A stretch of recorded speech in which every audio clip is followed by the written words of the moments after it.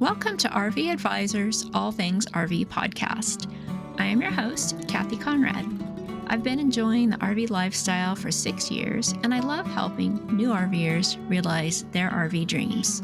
This podcast is about RV education, resources, adventures, and the amazing people who love RVing. It's also about discovering the freedom RVers experience, the connection with nature we are all so grateful for, and how RVing enriches our lives. On this podcast, you can expect us to talk about all things RV, including the good stuff, the challenging stuff, and everything in between. So join us weekly for solo episodes, interviews with industry leaders, and other RVers.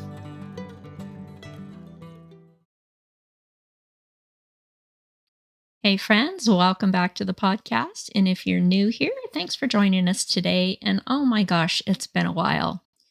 I can't believe that it's fall already. Lots has been going on. So I have not done a podcast in a bit, but I'm hoping to get back into a rhythm of probably every other week. We had a great RV season, and I wanted to share some of my takeaways with you on this episode, which incidentally is my 50th episode. So special thanks to all you listeners out there. I appreciate you guys. So this last summer, we took a month-long road trip. That was thankfully very uneventful, no breakdowns, no issues. So it was a pretty darn smooth trip. So I was grateful for that. We made sure the truck and trailer were, in tip-top shape. That was a long trip across the country. We had the maintenance done ahead of time, and we were ready to hit the road. Our destination was the Dakotas, South and North Dakota. We were camping with our cousins there and also doing some family events in North Dakota. So it was a lot of fun. It was a lot of fun. And we actually started out for an extended weekend, which was kind of good. Something not too far from home to get started at Cascade Lake in Donnelly with our whole family, our son and his wife and her parents. It was a lot of fun camping right on the lake there, and it was beautiful weather. We had the beach pretty much to ourselves. It was just a great way to start the camping season. So it was a long weekend there, and then we came home on a Monday, regrouped, and on a Tuesday, we took off for our long trip to the Dakotas. So, our goal was kind of to keep our travel days to, a moderate amount, with a max of 4 to 5 hours since we had, the time to do it. And it worked out pretty well. Everything we planned in advance, our trip out to the Dakotas, our time in the Dakotas, and then nothing after that. So I kind of experimented on the way home, and I did not plan it out in advance. So I had some information I wanted to share on that because it turned out pretty good. And we stayed in some really nice places and some that I would not go back to. So I use RV Trip Wizard, so I'm glad I always have a record of where we've been. And I try to keep some notes on places that would be worth returning to and ones that would not. So, and that's just part of the adventure. And it was great because our trip out to South Dakota was just my husband and I and our dogs. And there in South Dakota, we met our cousins and spent about 4 nights in, it's called Fort We Like It campground in Custer. And we love the Custer, South Dakota area. It's so pretty. So it was nice to go back there again. We've been there once before. Lots to do, beautiful country. The weather was nice. And our trip out there was pretty good. I think one of our favorite places we stayed was the Alpine Valley Resort in Alpine, Wyoming. It was just a beautiful resort in a beautiful setting. We only stayed one night. It was very expensive. I usually try to, take it easy on the overnight stay budget, but it was fun one time to go and stay at a higher end resort, and it was very nice, very clean, beautiful resort, and a great setting. So that was fun. And of course, we met people along the way in our travels, which is one of my favorite things about RVing. So, our first night, once we left our home in Idaho, we went to Arco, Idaho. And on the way, we saw the craters of the moon, which was a pretty cool area. We'd never been there before, but didn't need to spend a lot of time there to see, what it was all about. And then we stayed at the Mountain View RV Park, and it was a nice little park, but we met some other outdoors RV owners there. And so it was really fun to spend some time visiting with them and exchanged our numbers and hope to get together again sometime. The next place we stayed, called River's Edge RV Cabins and Resort. It's one of those I wouldn't go back to. How the sewer, water, and electrical pedestal were laid out was um, didn't make any sense at all. It's like somebody set up the utilities who had never RV'd. So it was not easy to get hooked up because of how they were located, not in the normal locations towards, the back of the site. So it was more towards the middle and the front of the site. Super odd. Definitely would not go back there. The rest of our trip was great, and we made it to South Dakota, to Custer, just fine. And we had a great time camping with our cousins from Colorado and playing cards and games at night and doing some hikes. It was just a great time. It's such a beautiful area. And we also got the opportunity to catch up with one of my friends from the RV Queens community that I belong to, Regina. She and her family were camping in South Dakota. So it was great to have a chance to have a quick visit with her while we were there as well. And then we made our way to North Dakota, to Bismarck. And it was, I think what was really cool about this trip is we saw a lot of country that we have not seen before. We've been to South Dakota before, but our trip out there was a different route. So we got to see things we hadn't seen before. It's beautiful country, a lot of agriculture. And then between Custer and Bismarck, again, very agricultural area, big Indian reservations, a lot of reservation land that we went through. It was a super long drive, and it was my day to drive because I didn't drive the first couple of days. So I got stuck with the 9-hour drive, which was no big deal. My husband offered to drive for a while, but I'm like, I'm okay. So, but it's hard on our dog that has a lot of anxiety around travel. But I'll tell you what, we were supposed to go back to Custer, and we decided not to go back because it was just too long of a drive. So when we got to Bismarck, we stayed, it's called General Sibley Island Park and Campground.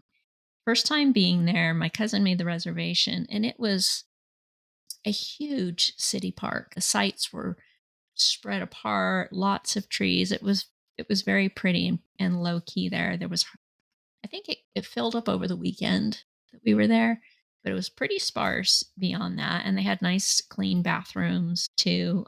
We just electrical hookups and a place to fill your tank and empty your tanks at the front. So we tried not to fill our black and gray tanks so we wouldn't have to, because we were there for a full week, so we wouldn't have to, button up and pull up to the front and empty our tanks. So we used the bathrooms there, which were nice.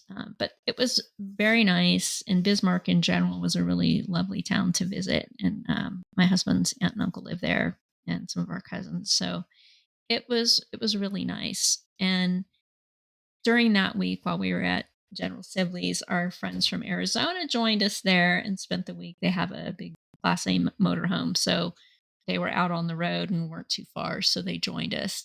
And again, that's just one of my favorite parts of RVing is catching up with people that and spending time together. So that was a lot of fun. So after we were in Bismarck, our cousins went back to Custer, and we headed with our friends from Arizona across the northern part of Montana. And that was a different kind of trip because we didn't make reservations in advance. We pretty much did it the day of or the day before. So that was kind of an interesting experiment. Since they had a big 45-foot motorhome, I kind of let them decide where to stay because it's harder if you have a huge rig. Not everywhere can accommodate a big rig. Um, so that was a fun experience. So we left Bismarck and we went across northern Montana because we were planning to go to, since we had a couple of extra days, since we didn't go back to South Dakota, we wanted to go to Glacier. So, very exciting, unexpected leg of our trip. And so we drove, with our friends it's called Chewing Black Bones Campground, which is on an Indian reservation outside the east entrance to Glacier. So, that was a lot of fun. It was wide open, very um, cool, different kind of campground. Had not, it was just wide open, and it was a lot of fun. It was nice. The weather was perfect, and we spent the next day in Glacier National Park, which was just phenomenal. I'm so glad that we took the time to do that, and it was fun spending time with our friends. And it was a great, great day. Such a beautiful place. So I highly recommend that. And so we went almost to the west entrance. It was a whole day trek through the park. So it was just beautiful. And we stayed, gosh, 2 nights there, I guess. And then we headed across west again on northern Montana to Kalispell. Stayed at another place I would not recommend. It was awful. Um, but, we were only there for one night. And at that point, they went their way to northern Idaho, and we headed through Missoula and into Lolo. And we stayed at a campground called Yellow Rock Campground. It was beautiful, big, spacious, very clean, forested area, and you could go down to the creek there. It was very pretty. Um, so that turned out great. I mean, there's advantages to not planning the whole trip out because what that does is it gives you the flexibility. If you decide that you want to stay somewhere an extra night, you can do it because you don't have to go and change all your reservations. And our friends from Arizona, that's pretty much how they travel because they travel 9 months out of the year. So, they would just call ahead, and we did that, and we found places to stay. There was one night we spent in I don't have it on my RV Trip Wizard, but it was at a park, a city park, just like, uh, I wouldn't go back there. It was just a place to park. And sometimes you have to do that. You just have to find a place to park for the night and hope you find a better place the next night if you're on the road. So, but in Lola, Montana, that Yellow Rock Campground, I would really love to go back there because it was right on, we drove clear around Flathead Lake, which was just beautiful, along on the Lolo Pass, coming out of Missoula into northern Idaho. And we stayed in Riggins. It was called Riverside RV Park, which was a little tiny private RV park that had space for big rigs, although our friends weren't with us at that point. But we parked parallel to the river, and there was, it was paved, and then it was a grassy area, maybe 10 or 12 feet deep, and then the river. So you could hear the water all night long. It was just a lovely small park. It was very nice. So, and then we headed back into southwest Idaho after that. So it was a great trip. It was a fun month. Um, Other than that one long 9-hour day, it was great.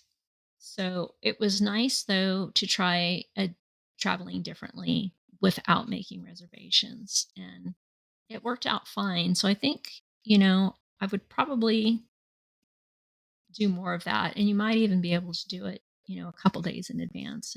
But I loved having the flexibility to be able to stay an extra night here or there. But I mean, we did have to get home. So I could have stayed out there longer, spent more time at the places we really liked.